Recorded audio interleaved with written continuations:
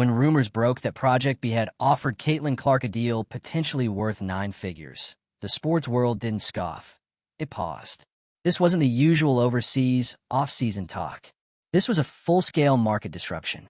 Saudi Arabia, known for rewriting the rules in soccer and golf, now has its sights on women's basketball. They're not just building a league. They're poaching leaders, signing stars, and creating a financial gravity too strong to ignore.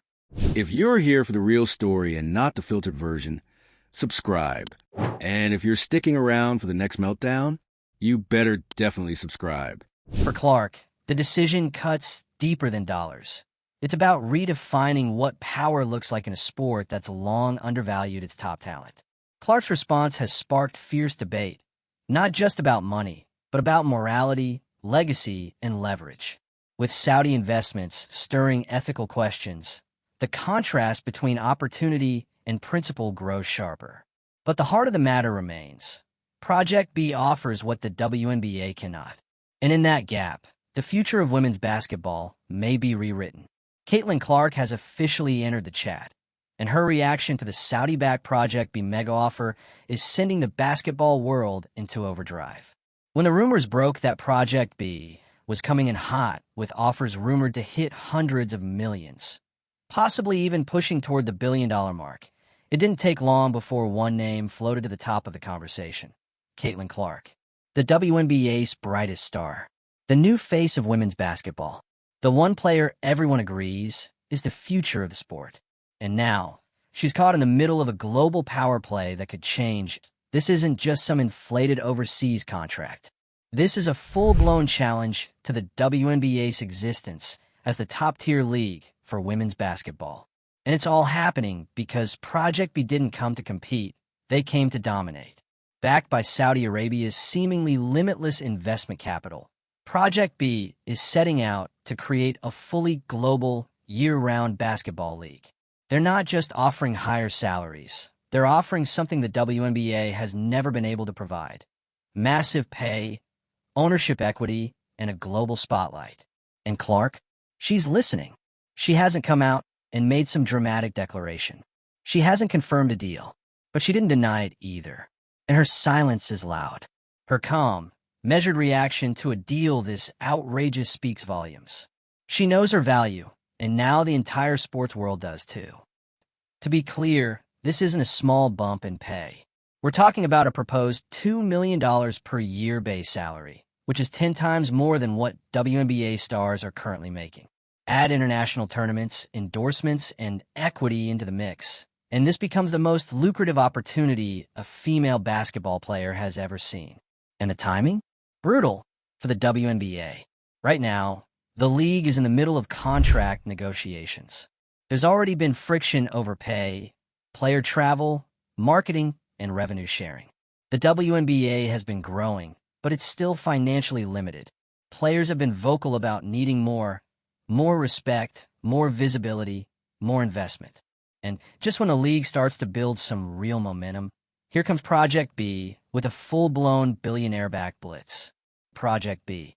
And to make things even more serious, Project B didn't just throw money around. They made strategic hires, the most important being Nico Giamake. Yes, the president of the WNBA Players Association, a woman who spent years fighting for better pay, fair treatment, and sustainable league growth. Now she's left to join Project B. That's not just a red flag for the WNBA. That's a crisis. Nico knows every weak point in the WNBA system. She's been inside those negotiations. She understands what players want and what the league has failed to deliver. Her jump to Project B wasn't just a career move, it was a signal that the players might be ready to walk. And if Clark follows her, that's the tipping point. Because Caitlin Clark isn't just any player. She's a merchandising machine, a social media phenom, the name that draws viewership and brings casual fans to the sport. She's the reason networks are finally paying attention. If she walks, it could trigger a chain reaction that the WNBA cannot afford. Let's be honest. If Clark were to join Project B, the WNBA would likely lose its biggest ticket seller. Her games boost attendance. Her jersey sales are unmatched. Her presence in the league is a media magnet. Without her, sponsors may pause. TV partners may ask questions. The league's entire growth trajectory could stall. And yet, none of this is about drama. It's about economics. Clark's potential move highlights one unavoidable truth. Women's basketball has been underpaid and undervalued for far too long. And now that there's real money on the table, players are thinking differently. They're no longer interested in being martyrs for the sport. They want fair pay, proper infrastructure, and a league that treats them like the global superstars they are. That's what Project B is offering, and that's why the conversation has shifted. This isn't just a WNBA problem. It's a sports industry problem. Female athletes across the board are seeing their male counterparts sign $200 million contracts while they scrape by on low six figures and side hustles. Project B is making it painfully obvious that the gap isn't about talent. It's about priority, and it's forcing players to choose between loyalty and leverage. For years, the WNBA has asked players to grow the game, to stay patient, to keep building. But now the players are asking back, grow it. Into what? A system that still limits our earning potential? A league that can't match our value, even at our peak? Project B is offering a new answer. One that's bold, controversial, and full of money. And yes, that comes with baggage. This is Saudi funding. There are serious concerns about human rights, about sports washing, about using global sports as a tool for political image control. Those criticisms are valid, and those conversations matter. But they also exist across the board. The NBA has its business in China. FIFA held the last World Cup in Qatar. Formula One runs races in Saudi Arabia. Athletes in every sport have to navigate this moral tension, and now it's arrived in women's basketball. Critics are calling it a sellout. But ask yourself this. If male athletes are allowed to make these decisions without scrutiny, why are women being held to a higher standard? Why are we comfortable with Ronaldo making 9 figures from Saudi leagues, but questioning Clark for considering a fraction of that? This is where the conversation gets uncomfortable and necessary. The reality is, Clark has earned a right to choose. She's earned the right to weigh her options and make the decision that's best for her career. And if Project B is offering the best deal, who's really to blame? Because let's be honest, if the WNBA could match it, we wouldn't be here. Right now, the WNBA is at a fork in the road. It can either find a way to compete by raising salaries, restructuring its league model, and courting new investors, or it can become a developmental league, a place where players start before chasing real money elsewhere. And Clark is the test case. Whether she signs the deal or not, she's already shown the power of the new model. She's already shaken the league. She's already forced the world to realize that women athletes don't have to be grateful for the bare minimum. The WNBA can't afford to lose her. But more importantly, it can't afford to keep underestimating the value of its players. This moment is bigger than one deal. It's a shift in the balance of power. 2, players finally have leverage. And Clark is holding all the cards. Let's know where you stand. Should Caitlin Clark take the money? Is Project B the next big thing in women's basketball, or a risk not worth taking? Can the WNBA keep up, or is this the beginning of a global split? If you think it's time players stop settling. Drop your thoughts in the comments. Share this video if you know someone who still doesn't get what's at stake. And subscribe to stay locked in, because this story is far from over, and the next move could shake the game even. There's no sugarcoating it. The balance of power in women's basketball just shifted. Not gradually, not politely, with force. The second Caitlin Clark's name was tied to Project B and its eye-watering Saudi-backed deal, the conversation around women's basketball wasn't just about sports anymore. It became about economics, control, and global influence. And Clark didn't flinch. Her reaction wasn't theatrical. There was no need. The weight of this moment is already heavy enough. The world was watching to see how she'd respond, and what she gave them was strategic silence, and that silence has been deafening. Because now, the ball isn't just in her court, it is the court. Let's break it down again. Project B, funded by Saudi Arabia's massive investment apparatus, isn't here to be a cute side league. It's not an off-season destination. It's a full-scale, year-round, international juggernaut built to replace the WNBA as the premier platform for women's basketball. And Caitlin Clark is the key that could unlock all of it.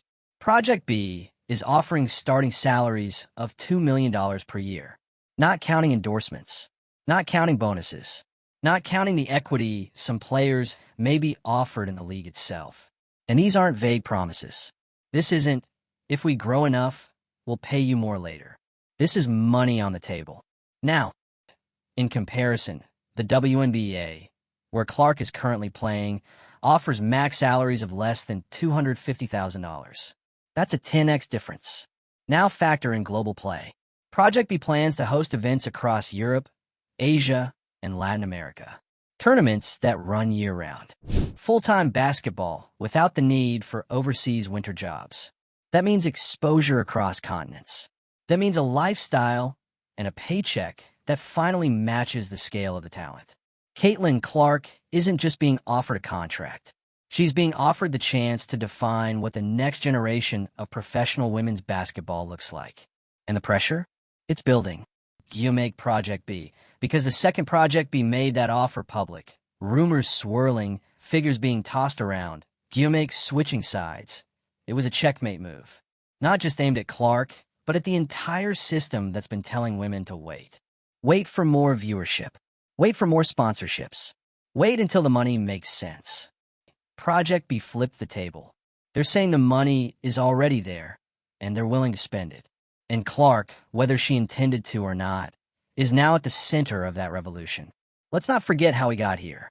Clark has broken viewership records. Her games have outdrawn NBA broadcasts. She sold out arenas, moved merch, landed endorsement deals that would make a rookie NBA player jealous.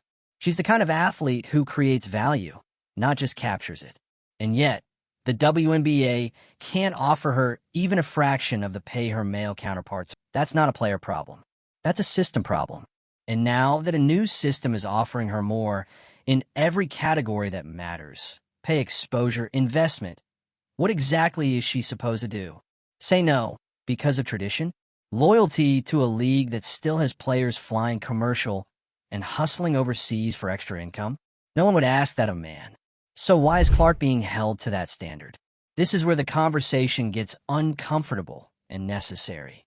The backlash was immediate. Critics came out swinging. She'd be selling out. It's blood money. It's not about the game anymore. But let's be honest. That same outrage was nowhere to be found when male athletes took those Saudi deals.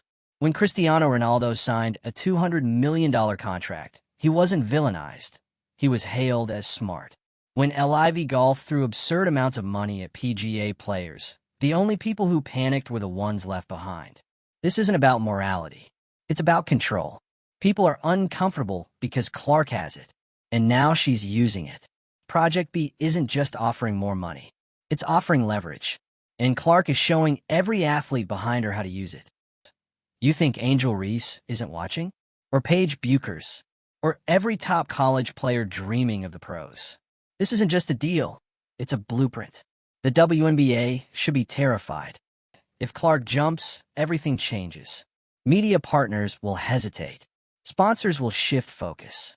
Viewership will follow the star. And suddenly, the WNBA doesn't look like the future of women's basketball. It looks like a development league. This is the risk of relying on loyalty instead of building competitive infrastructure. For years, the league asked players to be patient. Grow the game. Do it for the culture. But now, the players are asking back. What are we getting in return? Project became prepared with an answer. And it's written in dollar signs. Now the clock is ticking. The WNBA has to make a move. Fast. Whether it's raising pay, restructuring ownership, securing major new investors, it needs to respond with something. Because pretending this threat isn't real, that's how leagues collapse. And fans are divided.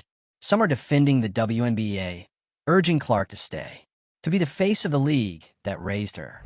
But others are saying enough is enough. That this moment is bigger than one brand. That she doesn't owe anyone her loyalty, especially if they can't meet her value. 2. She's not just playing for herself anymore. She's playing for every woman who is told to wait her turn. So let's talk about the bigger picture. Project B isn't just about basketball. It's about global power. Saudi Arabia has been using sports to expand its influence through soccer, golf, boxing, Formula One, and now, women's basketball is the latest frontier. Whether that sits right with you or not, it's happening. And it's forcing a new kind of decision on athletes. Where do you draw the line between opportunity and ethics? That's not an easy question, but it's not new either. The NBA operates in China. The NFL plays in the UK. No major sports organization is immune from geopolitical entanglement. And expecting women to be the moral compass of sports, while their male counterparts cash checks without scrutiny. That's hypocrisy. Clark is being asked to solve a problem she didn't create. And whatever she decides, stay, go, renegotiate, she'll be criticized. Because when you're the most powerful player in a system that wasn't built for you, every move becomes political. But make no mistake, she's changed the game already. Even without signing the deal, she's exposed the gap between what women athletes are worth and what they're paid. She's shown how quickly the conversation changes when there's real money involved. And she's reminded everyone that loyalty is earned, not demanded. So where does this end?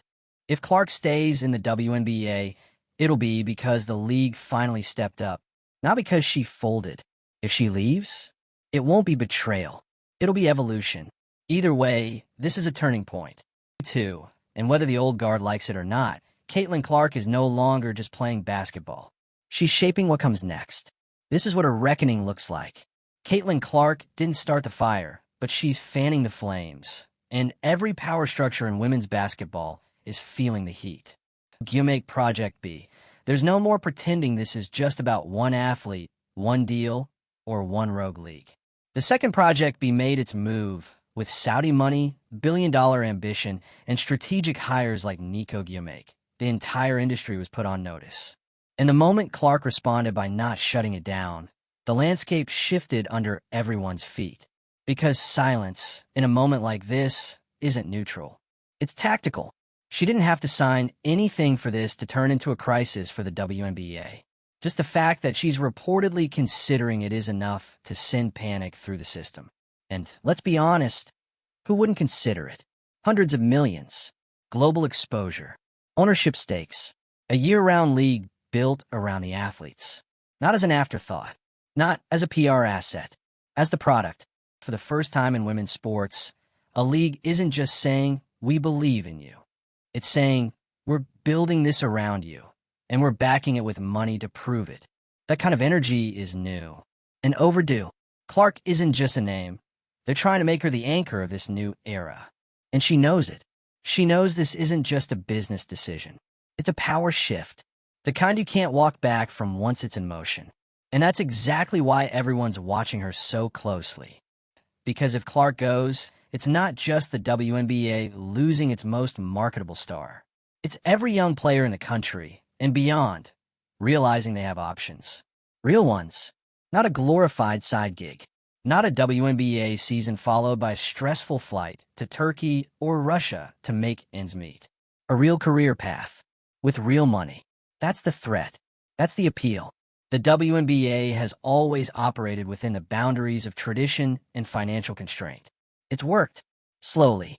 Respectfully. But the game has outgrown the pace. The players have outgrown the model. And Project B is offering a shortcut straight to the future. And Clark, she might be the first to take it. What's wild is how fast this has escalated. Just months ago, the WNBA was celebrating one of its strongest rookie classes ever. Caitlin Clark, Angel Reese, Cameron Brink, all coming in with momentum and media buzz. It finally felt like the league was turning a corner. And then Project B blew the doors off. Now, instead of capitalizing on the moment, the WNBA is scrambling to keep the moment from slipping away. Because once star players realize they don't have to sacrifice everything to stay loyal, the floodgates will open. Especially when the offer comes from a league that's already anticipating every weakness the WNBA has. Let's not forget, Nico Giammake didn't just leave for a new job. She left with inside knowledge. She knows where the bottlenecks are. She knows which players are frustrated. She knows which negotiations have stalled.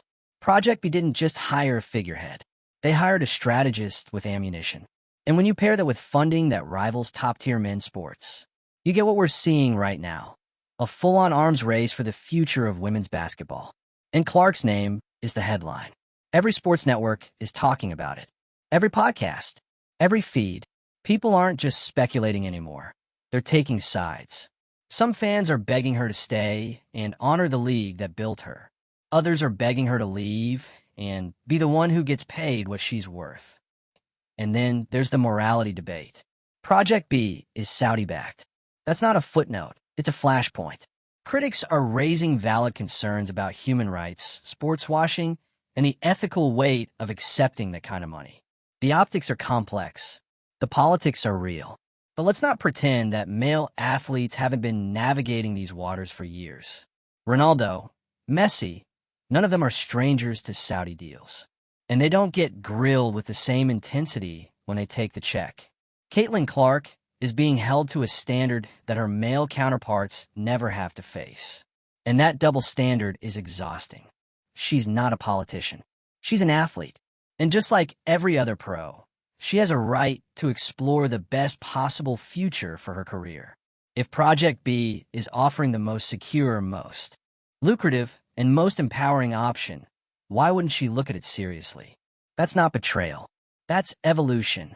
And let's be honest, even if she doesn't take the deal, just entertaining it has already empowered every other player in the league.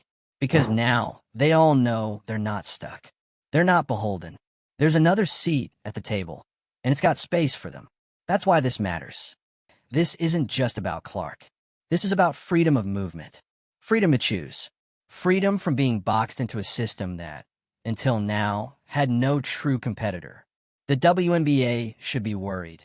Not because Clark might leave, but because she doesn't have to stay. That's a game changer.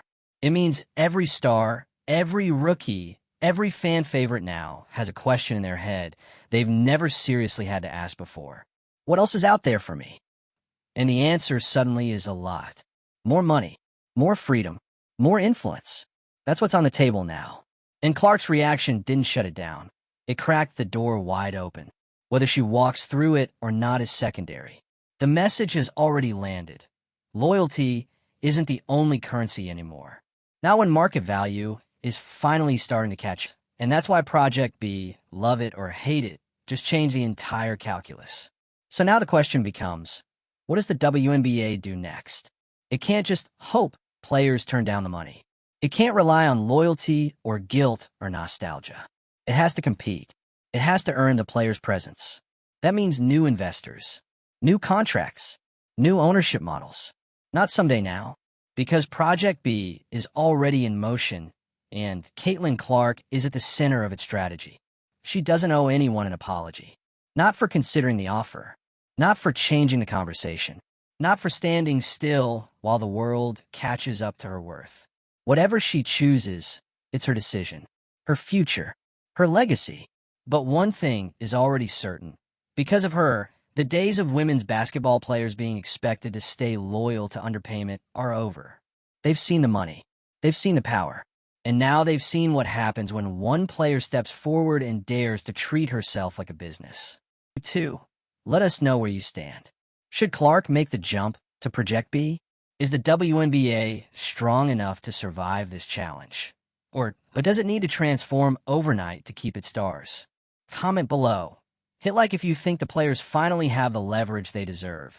And share this video if you know someone who still thinks women's sports are small business. Because whether Clark takes the deal or not, nothing about the game will ever be the same again.